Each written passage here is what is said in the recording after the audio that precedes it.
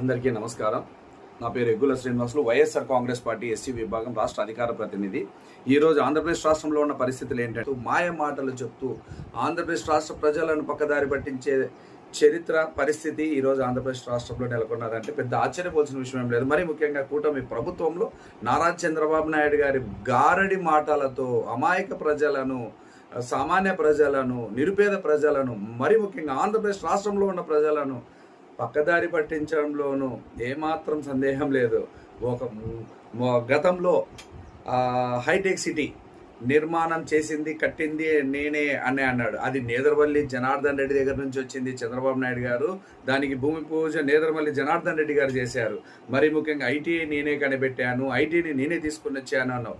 అది కూడా ఒకసారి నువ్వు ఏదో ఆత్మ పరిశీలన చేసుకో. ఔటర్ రింగ్ రోడ్ అని మరి ముఖ్యంగా మాట్లాడను. హైదరాబాద్ సిటీలో ఔటర్ రింగ్ రోడ్డుకి భూమి పూజ చేసిన ఘనత ఒక రాజశేఖర రెడ్డి గారికి మాత్రమే దక్కుతుంది. అది మాత్రం మర్చిపోతున్నారు. శంషాబాద్ ఎయిర్పోర్ట్ విషయంలో అప్పటిలో ఉన్న రాజశేఖర రెడ్డి గారే దానికి ఆలోచనకర్త, మీరు కాదు.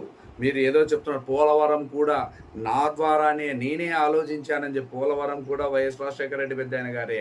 మీరు ఊరికి ఏదో చెప్తున్నారు, సెల్ ఫోన్లు అంటున్నారు, అవి అంటారు. సెల్ ఫోన్లు మీరు కాదండి కనిపెట్టింది, సెల్ ఫోన్ కంపెనీలు కూడా తెచ్చింది నేనే అని పెట్టుకుంటున్నారు. ఎంతవరకు న్యాయం అర్థం కావడం లేదు. అన్నా క్యాంటీన్ అంటున్నారు. అన్నా క్యాంటీన్ ఎక్కడి నుంచి వచ్చిందండి? తమిళనాడు నుంచి కాపీ కొట్టిన దాఖలాలు కదా మీరు. తమిళనాడులో నుంచి అన్నా క్యాంటీన్ తెప్పించిన దాఖలాలు కదా. తల్లికి వందనం నినాగమన్న అనంత సత్యసాయి జిల్లాలో ఒక శుభం తెలియని 4 పిల్లల్ని పెట్టుకొని తల్లికి వందనము నారా లోకేష్ ద్వారా వచ్చింది అంటున్నారు. తల్లికి వందనం పేరు మార్చుకున్నారు కానీ అది ఒక ప్రజానాయకుడైనటువంటి జగన్మోహన్ రెడ్డి ఆధ్వర్యంలో వచ్చినది. జగన్మోహన్ రెడ్డి ఆలోచన విధానంతో వచ్చిందని మీరు మర్చిపోతున్నారు. మరీ ముఖ్యంగా రామయ్య మొక్కలు నాటుతున్నది అది నేనే చెప్పాను రామయ్య గారికి అన్నారు. రామయ్య గారు మీకంటే ముందు నుంచే ఒక ఊరిని ఆ చెట్లు మొక్కలు నాటుకుంటూ వెళ్తున్నాడు అని వనజీవన రామయ్య గారు. మీరేదో చెప్పడం కాదు. సత్యానందల్ నాదోళ్ళు మైక్రోసాఫ్ట్ CEO సత్యానందల్ నాదోళ్ళు నువ్వు పాఠాలు చెప్పింటే అతను చదువుకుని ఆ స్థాయికి రాలేదు. నీ కమ్యూనిటీ అనే దాని మీద కూడా నువ్వు మాట్లాడటం లేదు. CEO నువ్వు చెప్పడం ఏందండి? అతను కష్టపడ్డాడు, అతను CEO స్థాయికి వెళ్ళాడు.